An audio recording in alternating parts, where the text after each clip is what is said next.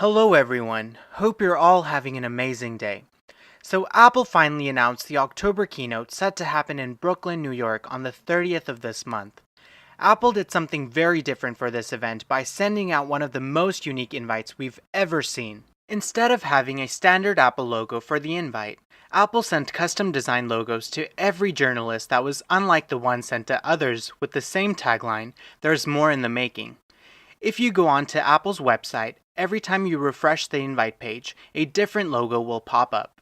Every single year, Apple gives interesting taglines with underlying meaning for their events, so Apple fans delve into the possible connotations of them.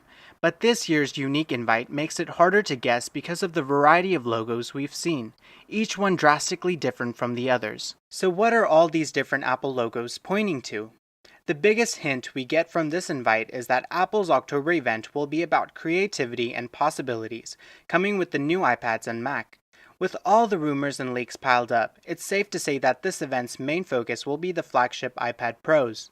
We know that the iPad Pros are geared towards designers, artists, and creatives, giving them a powerful handheld drawing pad with endless possibilities.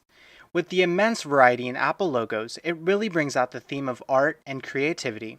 And what better Apple product holds that power than the iPad Pros with its companion, the Apple Pencil? Taking an extensive look at the various logos, it seems as if many of them were sketched on the iPads using the Apple Pencil and then tweaked with an editing software like Photoshop.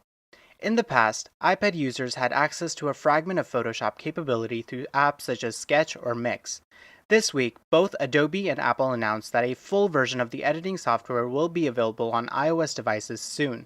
This huge collaboration between Apple and Adobe will revolutionize editing, designing, and creativity for iPad users.